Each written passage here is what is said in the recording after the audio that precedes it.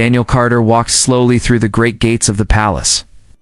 The tall walls of stone and glass stretched far above him, shining in the afternoon sun. He tried to keep his steps steady, though his heart beat hard in his chest. The palace guards stood in rows on each side, their eyes sharp, their armor bright. Ow.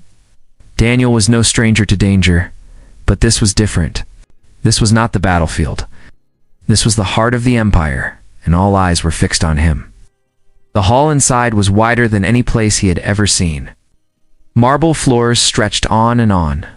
Pillars shaped like tall trees rose up to support a ceiling painted with colors of gold and silver. Ill light poured in through the windows, filling the air with a soft glow. People stood in silence, dressed in robes of power, whispering as he walked past. He could hear their voices, low but sharp, asking why a simple man had been called into the Queen's hall. At the end of the great hall she stood. Queen Alara, ruler of Solaris, sat high on her throne of carved crystal. Her gown flowed around her like a river of emerald and white. Her crown caught the light with each tiny movement of her head. She seemed more like a vision than a person, someone carved out of light and duty. Her eyes, however, were clear and piercing, and when they fell on Daniel, something in her face changed. Daniel dropped to one knee as the room fell completely silent. For a moment, only the beating of his heart filled his ears. He had faced death many times, and yet nothing compared to this. He looked up, catching her eyes for the first time in many years. Memories stirred in his mind, quiet evenings once shared, words never spoken, promises broken by time and duty. He had thought he would never see her again, and yet here she was, more powerful than ever, more unreachable than ever. At that moment, a sound broke the tension. A small voice, bright and clear, echoed down the hall. A young girl came running down the steps that led to the Queen's throne. Her long hair flew behind her as she laughed with delight. Oh, none of the courtiers moved. All watched as the child ran across the floor without fear and threw her arms around the Queen's waist. The Queen rested a hand on her daughter's head, but her eyes never left Daniel. The child turned, her laughter soft and warm, and then she saw Daniel kneeling, let go of her mother, and rushed forward with open arms. "Father, you came," the girl cried, her smile wide with joy. The great hall shuddered with whispers. Gasps filled the air. Daniel froze as the weight of every stare pressed down on him. The Queen, still standing tall, stepped forward slowly, her face pale with shock. Her voice trembled, though her words cut through the silence with force as sharp as steel. "Why does my daughter call you father?" Daniel looked around the hall. Every nobleman, every guard, every servant had their eyes fixed on him. He could hear their whispers rising like a storm, some in anger, some in surprise, some in disbelief. Never had he felt so bare and exposed, even when he had once stood alone against enemy fire.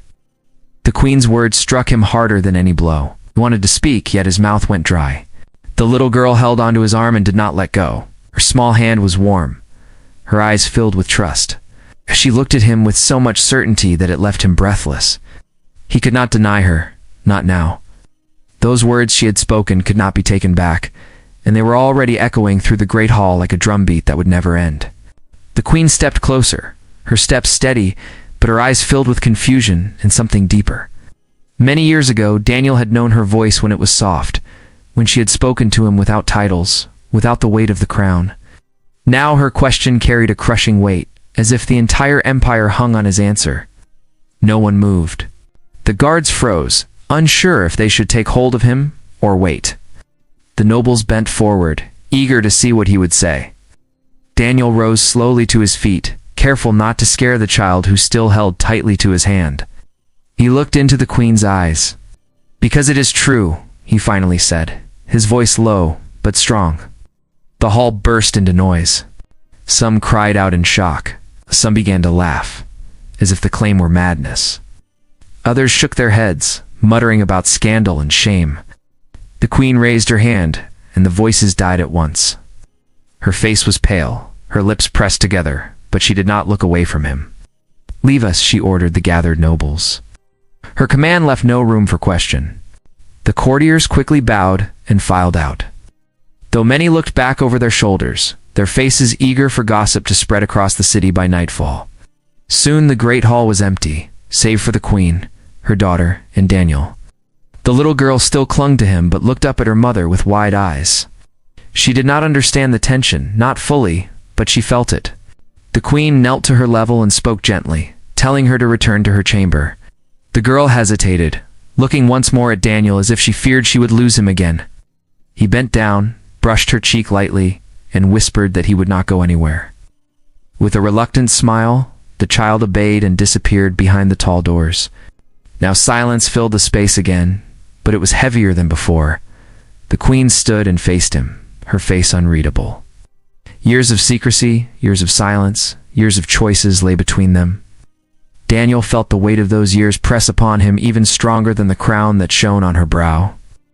"You owe me an answer," she said, her voice low and commanding. "You owe me the truth of everything." Daniel lowered his eyes for a moment, and then raised them again. His heart raced, but he knew there was no escape from what was about to unfold. Daniel stood inside the empty hall, feeling the weight of the queen's eyes on him. Her voice had been steady, but Daniel could hear the anger and pain that lay behind it. She had asked for the truth, and now he knew there would be no turning away from it. He took a long breath. Memories pressed against his mind, so sharp and clear that it was as if no time had passed at all. He remembered the smoke of the battlefield, the night sky full of fire, the silence after his ship fell from the sky. He had thought his life was ending then, but instead fate had carried him to the far reaches of the Queen's land. He spoke slowly, each word heavy with honesty. He told her he had survived when the world thought him dead. He told her how he had lived quietly in the countryside, hidden from soldiers, cut off from the life he once knew. He told her of the nights by the river where they had once spoken together. When she was not yet queen, but simply a woman, torn between duty and her heart. For a moment, her face softened. She remembered, too, those evenings spent in silence beneath the stars, free from court, free from command. The sound of his voice brought all of it back, and her heart shifted between a longing she buried and the rage of betrayal that never left her. "Why did you go?" she asked, her voice low but shaking. "Why did you let me face all of this alone?" Daniel could hardly speak. The truth was not simple. He had left because he believed she deserved more than a man broken by war, more than a soldier who had no place among crowns and thrones. He had left because he thought his presence would harm her rise to power. "I had left because fear had ruled him at that time," he whispered. "I thought leaving was the only way to protect you." Her eyes flashed with anger at those words. Protecting her, he had thought, meant vanishing. Protecting her meant leaving her with the burden of a child, hidden from the world while she wore the crown alone. The storm beneath her calm face was clear, yet behind her fury she also saw his guilt. She saw that the man who stood before her was no longer the brave young soldier she had once known, no, but a man bent and reshaped by years of regret. The great doors shook slightly as guards whispered outside, no doubt waiting to know if they must seize him. News of the girl's words was spreading quickly. By now, nobles and lords across the city would already be questioning what it meant for the throne if Daniel's claim was true. The queen stepped closer until they were face to face. She lifted her hand, but did not strike him. Her voice lowered to a whisper only he could hear. "You left me once. You will not leave her. Not again." Daniel bowed his head. He knew this was not just a command, but a promise of the trials to come. The truth had left his lips at last, and now nothing in the empire would be the same again. The night outside the palace was silent, but inside the walls voices carried through every corner. The nobles had learned of the girl's words and of Daniel's claim, and their whispers had already become sharp plans. Some believed the queen's throne was weakened, others believed it had grown stronger, and all of them watched for a chance to use it for their own gain. Daniel had been placed under watch, though no chains bound him. The queen wanted him close, not because she trusted him, but because letting him slip away again would set the court on fire.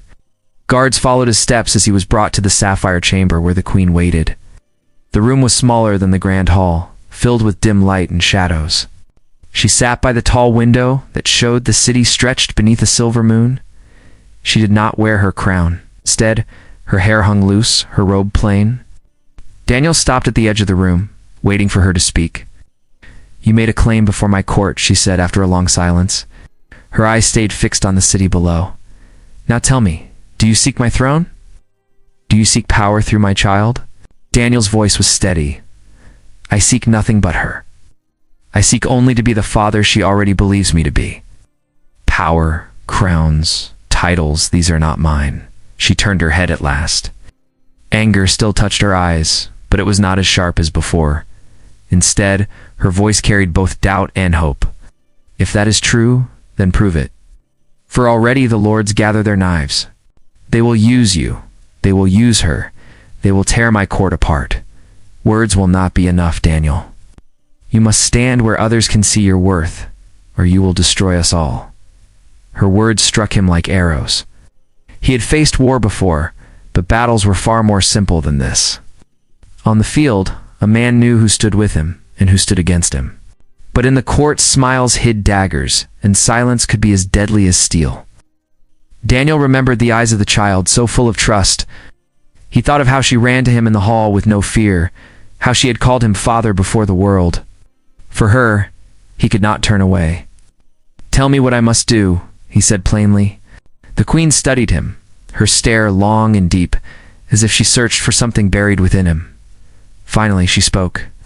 "Tomorrow you will ride with me beyond these walls. The people must see you not as a shadow, but as a man who stands with the crown, not against it. They must see whether you are worthy to remain by her side." Daniel bowed his head. He felt the weight of her command press on his shoulders. Tomorrow, the entire city would look upon him. They would judge him not as soldier, not as father, but as something far greater. He had left once in silence. This time he knew he could not leave at all. The morning sun rose over the city of Solaris, painting the towers in gold. The streets, normally quiet at dawn, were filled with people. News had spread quickly, and now everyone waited outside the palace gates.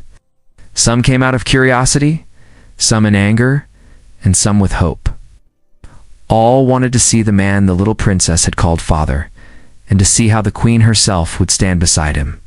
Daniel walked at the queen's side, his steps steady though his heart raced. He had faced battles before, yet nothing felt as heavy as walking out into the wide eyes of the people. Guards lined the road, banners waved in the breeze, and the crowd stretched further than he could see. The queen walked tall, her presence strong as ever, the daughter safe in her arms. But when the little girl spotted Daniel, she reached for him. And the moment she touched his hand, the crowd let out a sound that rippled through everyone. Whispers turned into shouts. Some cheered, others questioned, but all watched closely. The queen raised her hand, and silence slowly fell across the crowd. Her voice rang clear, strong enough to reach even the farthest street corner. "This is Daniel Carter," she said. "Once a soldier of the realm, once thought lost. Years have passed since, but truth cannot remain hidden. My daughter has spoken his name, and today you see him stand by my side." The people murmured again, torn between wonder and doubt. Daniel stepped forward then, and though words had never been his gift, he knew silence would not be enough. "I claim no crown," he said, his voice firm. "I seek no throne. I am only a man who once lost his way and has now been given a chance to stand again. This child is mine by blood and by heart, and I will never abandon her again. If I must prove myself, let me prove it not with titles, but through service, as I once did on the field." The words spread like fire through the crowd. Some raised their hands in approval, some frowned, but no one could deny the simplicity and strength behind them. More than speeches, the people trusted deeds, and here was a man who promised loyalty not to a throne, but to a daughter and to the land she would one day guide. The queen studied the faces of her people. For the first time in many years, she felt the crowd unified not by fear or command, but by something warmer. Her eyes fell on Daniel again. There was still pain between them, still questions unanswered. But in that moment, she saw that he could bear the weight with her, not against her. The morning continued with the sound of bells and the stir of change. The people cheered louder now, more voices in support than against. The little girl laughed and clung to Daniel's hand, unshaken by the storm of voices surrounding them. She had spoken one truth that had forced the empire to change, and no court nor noble could take it back. When the queen and Daniel returned to the palace, nothing was the same. Trust would take time, Wounds would heal slowly, but the first step had been taken. Together, they had shown the people a new face of strength, not only from a crown or from a sword, but from a family that had been broken and made whole again. And though trials still waited ahead, Daniel knew one thing with certainty: he would never vanish again. He was a father, and now the world knew it.